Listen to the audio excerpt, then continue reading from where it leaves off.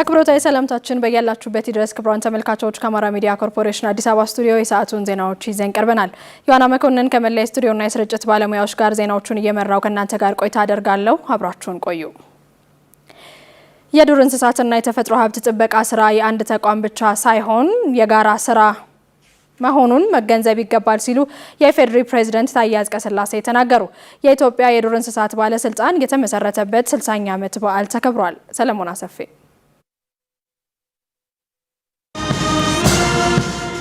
የኢትዮጵያ የዱር እንስሳት ጥበቃ ባለስልጣን ባለፉት 60 ዓመታት በጥበቃ ቦታዎችና በዱር እንስሳት መኖሪያ አካባቢዎች የሚከሰቱ የሰውና የዱር እንስሳት ግጭቶችን በመጠበቅ በርካታ ተግባራዊ ስራዎችን እያከናወነ ቆይቷል። የኢትዮጵያ የዱር እንስሳት ጥበቃ ባለስልጣን ዋና ዳይሬክተር ኩመራ ዋቅጅራ ብሔራዊ ፓርኮችን ከሰው ሰራሽ ችግሮች ለመታደግ የተቀናጁ ስራዎች ሲከናወኑ ቆይተዋል ብለዋል። የጥበቃ ቦታዎች አስተዳደር እንዲጠናከር፣ የአካባቢ ማህበረሰብ ተሳትፎ እንዲያድግ፣ የቱሪዝም መሰረተ ልማቶች እንዲሻሻሉ፣ ዲጂታል ቴክኖሎጂዎች በጥበቃ ስራ ውስጥ በስፋት እንዲተገበሩ ተደርጓል። ጉዞአችን ገና አላበቃም።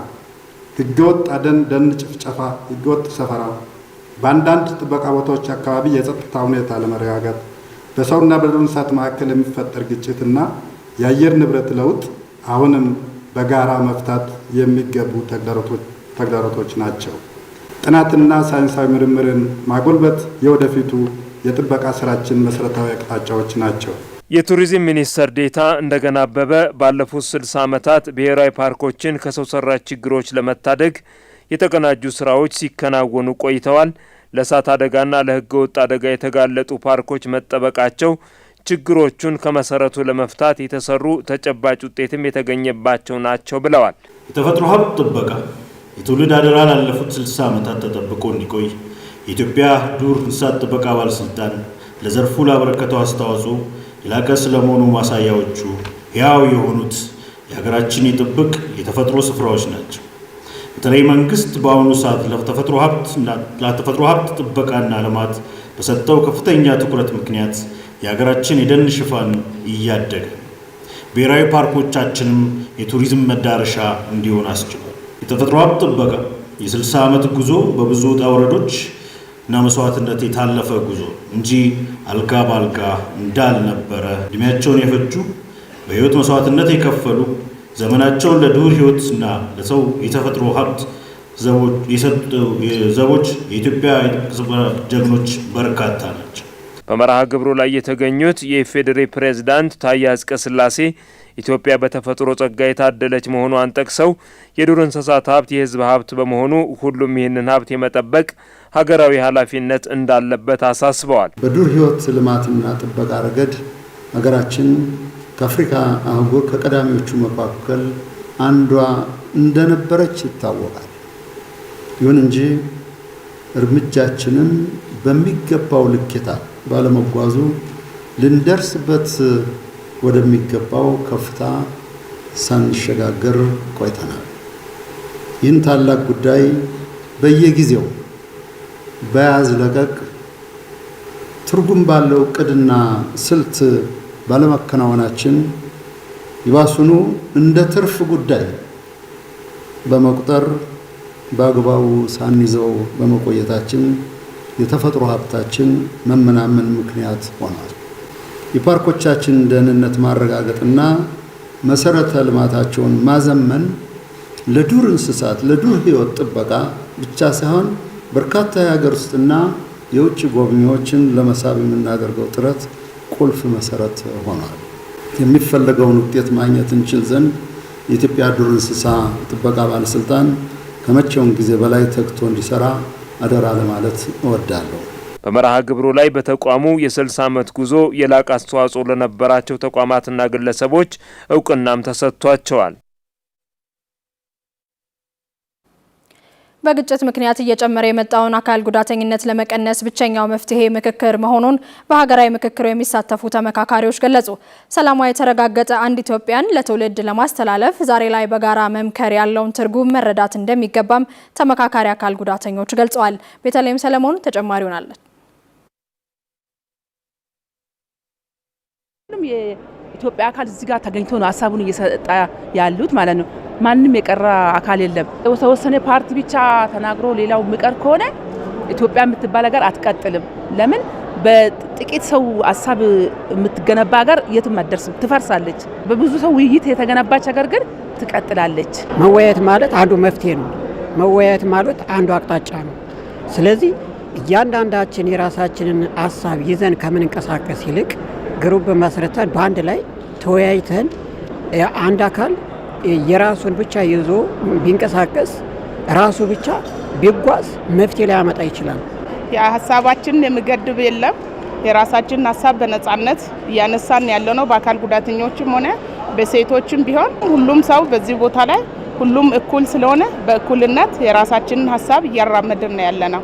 እቺ ሀገር በዚህ ምክክር ካልተስማማች አንደኛ ተጠቂ ሴት አካል ጉዳተኛ፣ ሽማግሌዎች፣ ትልቅ ሰዎች፣ እናቶች፣ ሌሎች እኮ ወጣት እኮ ሮጦ ይሄዳል።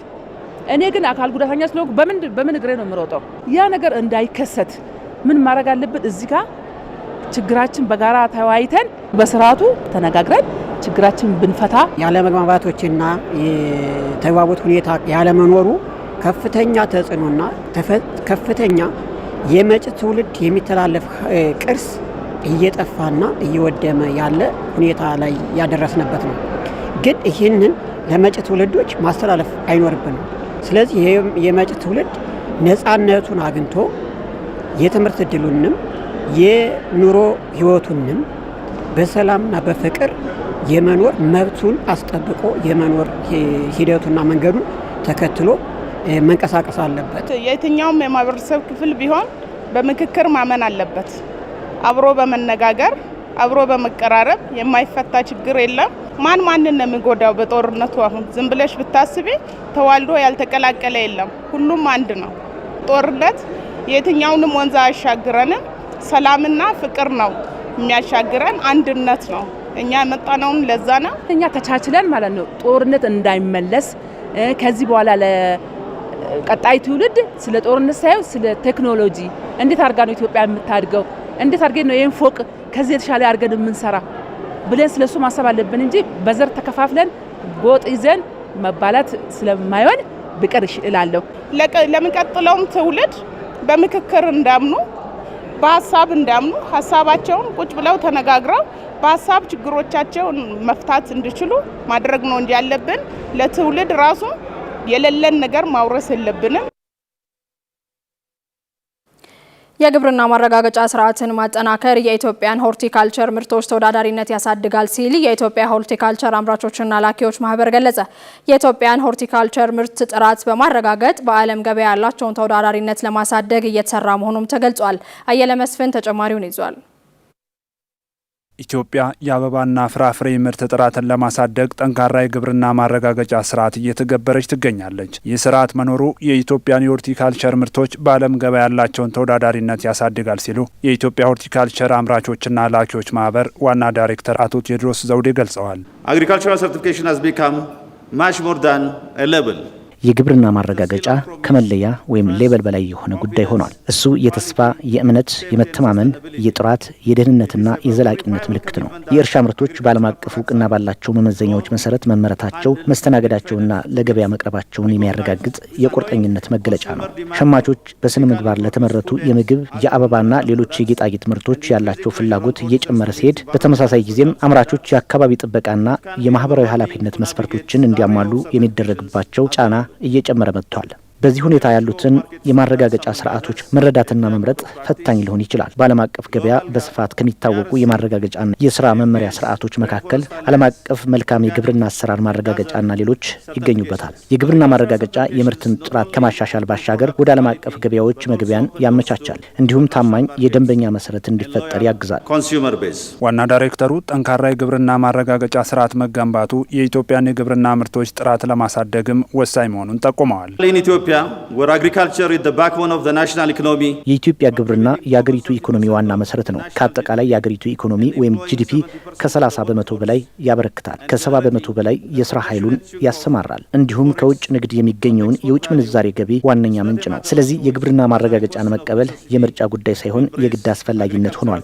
ይህም የግብርና ዘርፉን ለመቀየር በምናደርገው ጥረት ውስጥ ወሳኝ ሚና አለው። ዓለም በኢትዮጵያ የተመረተ የሚለውን በግብርና ምርቶች ላይ ሲያይ የሚያየው የትውልድ ሀገርን ብቻ ሳይሆን የላቀ ጥራትን፣ ተአማኒነትንና ዘላቂነትን ነው። በተመሳሳይ መልኩ ኢትዮጵያውያንም ጥራት ያላቸው በተመጣጣኝ ዋጋ የሚገኙ ከምን እንደተመረቱ መከታተል የሚቻል ለሁሉም ተደራሽና በዘላቂ መንገድ የተመረቱ የግብርና ምርቶችን ይገባቸዋል።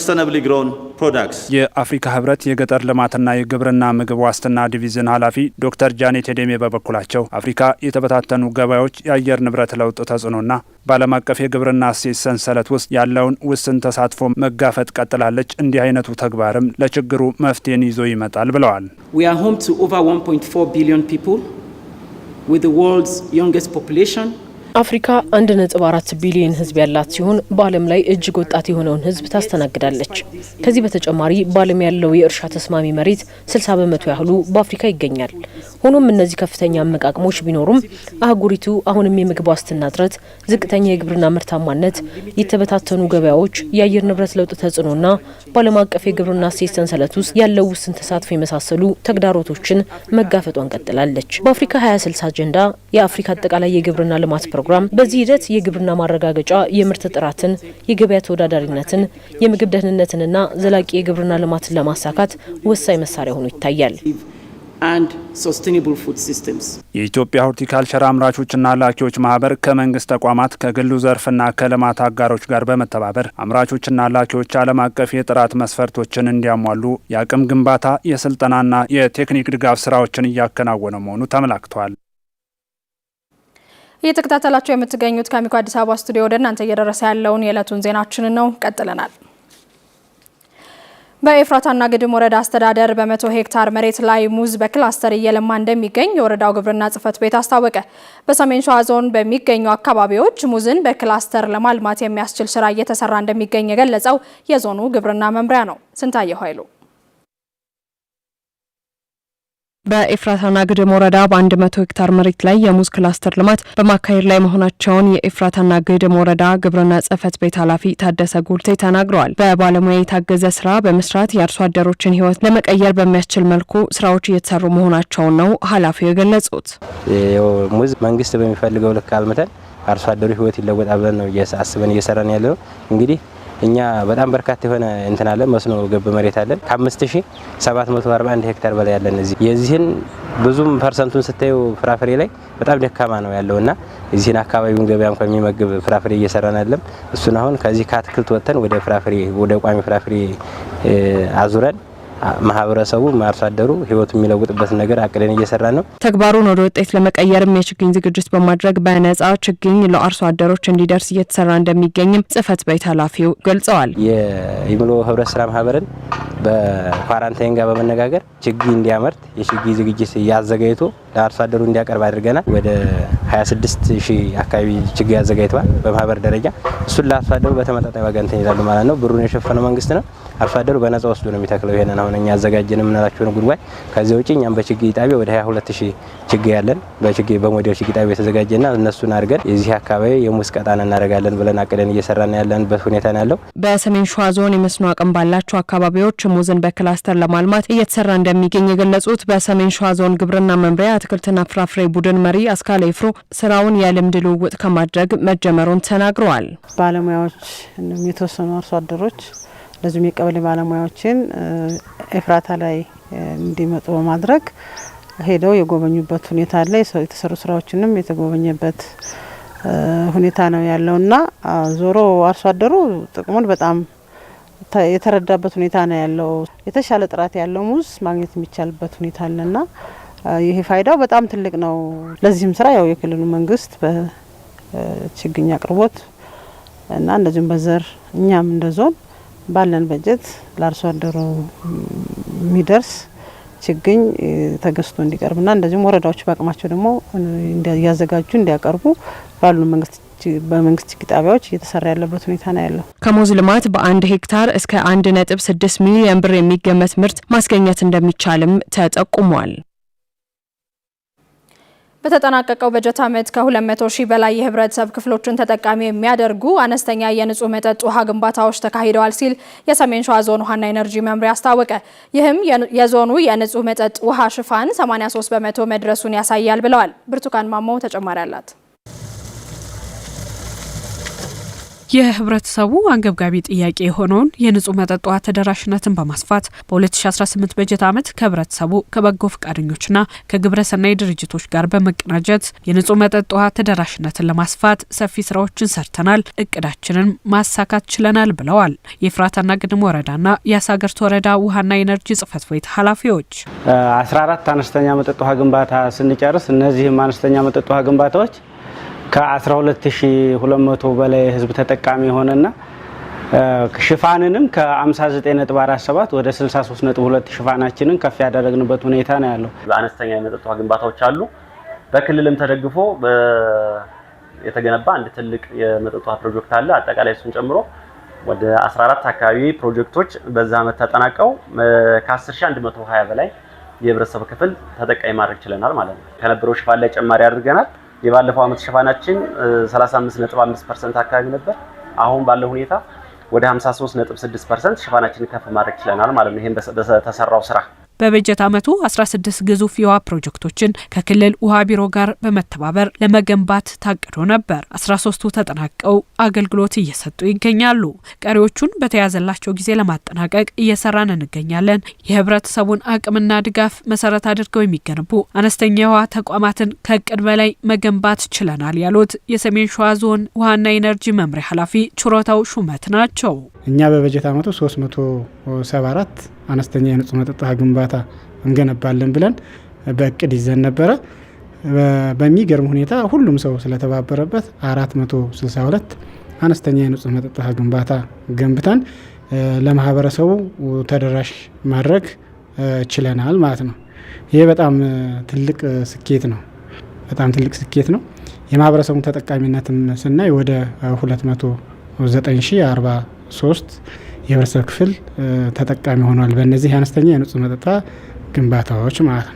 እና በጥቅል ስኬታማ ነው ብሎ መውሰድ ይቻላል። የበጀት ዓመቱ አጠቃላይ አፈጻጸም የዞኑን የንጹህ መጠጥ ውሃ ተደራሽነት ማስፋት መቻሉንም ጠቁመዋል። 2017 ሰኔ መጨረሻ ቆጥረን የደረስንበት በከተማም በገጠርም 76.2% ላይ ነበር የውሃ ሽፋኑ። እኛ እንደ እቅድ የያዝነው 4.5% ጭማሪ አድርገን 80% እናደርሳለን ብለን በእቅድ ይዘን ነበረ። አሁን ግን 5.8% አካባቢ ጭማሪ በማምጣት 83% አካባቢ የዞኑን የንጹህ መጠጥ ውሃ ሽፋን ተደራሽ ማድረግ ተችሏል።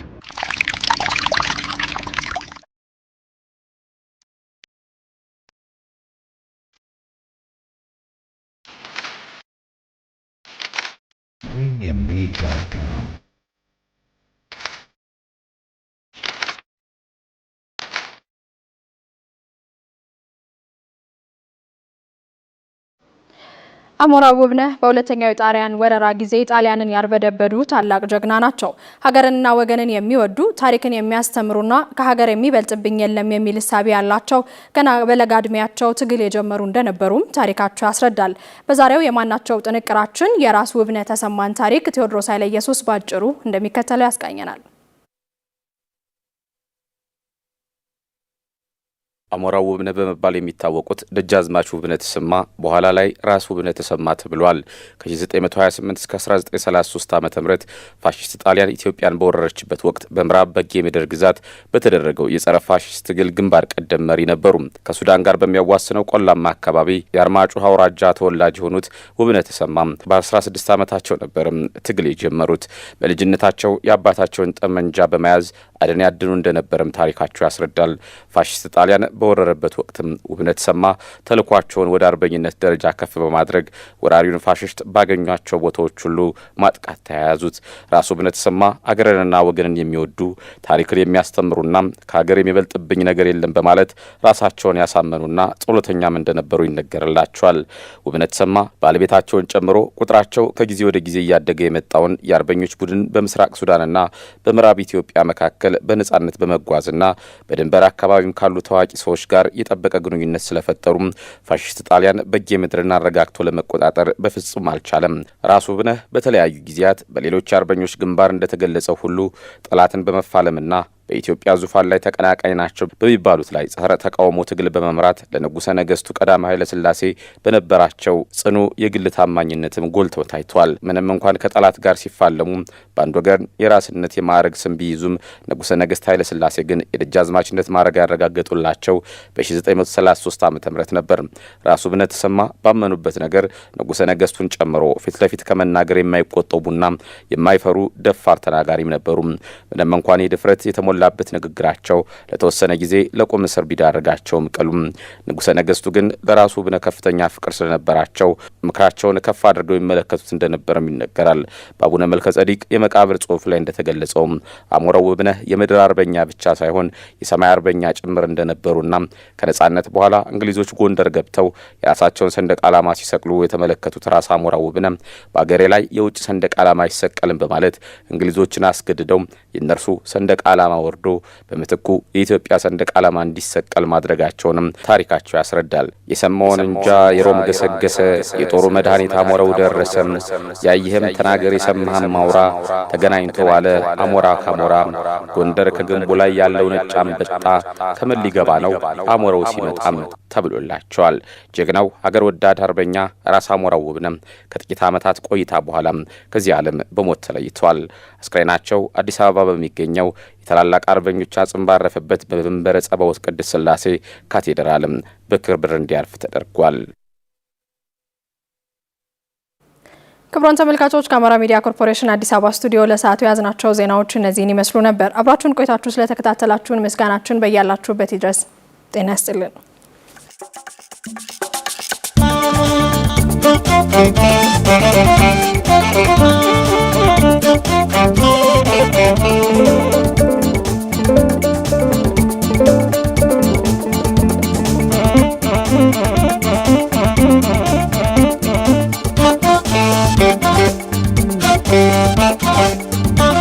Thank you.